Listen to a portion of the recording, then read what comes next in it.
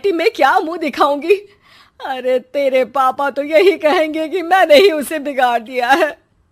माँ देखो, मेरी बात मानो। पापा पर भी विश्वास करने की जरूरत नहीं है। अब आप ही बताओ, पापा इतनी देर घर के बाहर रहते हैं क्यों? बोलो। अरे बेटा वो तो नौकरी करते हैं ना। तू बहुत भोली है माँ।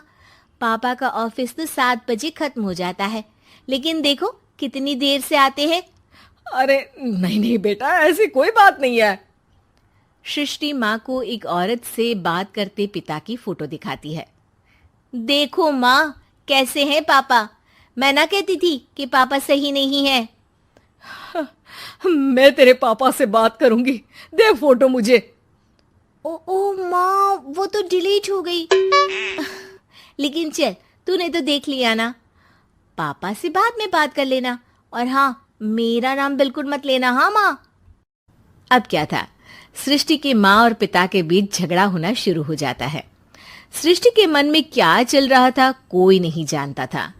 एक दिन माँ, सृष्टि के लिए एक लड़का देखा है। वो लोग शाम को उसे देखने आने वाले हैं। और हाँ माँ, एक खुशखबरी, मैं और पापा मिलकर एक नया बिजनेस ट्राई कर रहे हैं। शाम को लड़का आता है, सांवले रंग का। सृष्टि को तो बिल्कुल भी पसंद नहीं आता।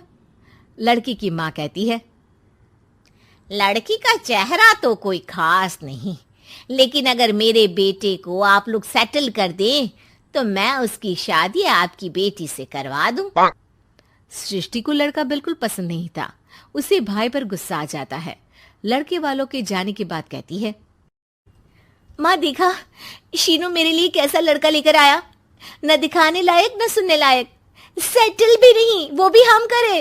अरे माँ, मैं जानती हूँ ये मेरी शादी किसी भी घर में क्यों करवाना चाहता है। अरे कैसी बात कर रही है बहन। तूने तो देखा ना, लड़के को मैंने ही मना कर दिया तुझसे शादी के लिए। जिसने लड़का बताया था उसने उसकी बहुत तारीफ की थी। बात आई गई हो जाती है, लेकिन सृष्टि का मन शांत नहीं होता। क्या करूं, कुछ समझ में नहीं आ रहा। मेरी शादी हो गई तो ये लोग पूरी प्रॉपर्टी शीनू के नाम कर देंगे। मेरे हाथ तो कुछ लगेगा ही नहीं। तभी सृष्टि को आइडिया आता है। वो किसी वकील को फोन करती है। जी देखिए, अगर आपके मम्मी पापा का तलाक हो जाता है तो आपके पिता की आधी प्रॉपर्टी आपकी माँ के नाम हो जाएगी। फिर उसे वो किसी को भी दे सकती है। सृष्टि अब माँ को बेटे के खिलाफ भरती है। माँ, शीनू पर नजर रखा करो। वो जिस लड़की के प्यार में है ना, वो शादीशुदा है। यहाँ आएगी, सारा पैसा रुपया जमीन जायदाद सब हड़प लेगी। पापा का भी हाल तुमसे छुपा नहीं है। ऐसा ना हो कि मैं और आप एक दिन सड़क पर भीख मांगे। हे भगवान, मैं तो जीते जी मर जाऊंगी अगर ऐसा हो गया तो। ऐसा हो गया नहीं माँ, ऐसा ही होगा। अभी समय है, आगे का सोच लो। मैं तो कहती हूँ पापा से आधी प्रॉपर्टी लेकर अलग हो जाओ। पापा की आधी प्रॉपर्टी भी हम लोगों को अगर मिल जाती है ना, तो अगले 7 जन्म सफल समझो।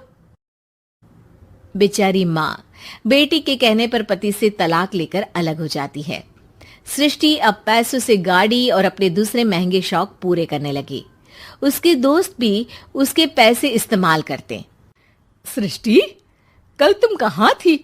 मैं सारा दिन घर पर अकेली थी। तो मैं क्या करूं? मैंने ठेका तो नहीं लिया है ना तुम्हें संभालने का। माँ को सृष्टि से ये उम्मीद नहीं थी। वो बैठकर रोने लगती है। वहीं उसका पति यानी कि सृष्टि के पिता आ जाते हैं। मैं जानता था कि तुम्हारा यही हाल होगा, तो आपने मुझे रोका क्यों नहीं? मैं रोकता तो तुम रुकती क्या? सृष्टि के कहने पर तुमने मुझ पर अपने बेटे पर शक किया, लेकिन तुम ये भूल गई कि कैसे हम दोनों ने मिलकर जीवन में इतना सब खड़ा किया। माँ पति के गले लग जाती है। मुझे माफ कर दीजिए, मैंने आपकी कमाई का एक बड़ा हिस्सा गवा दिया। कोई बात नहीं, तुम साथ हो तो मैं ऐसी 7 प्रॉपर्टी खड़ी कर दूंगा। तभी वहां सृष्टि आ जाती है रोते हुए। माँ, मयंक ने मुझे छोड़ दिया।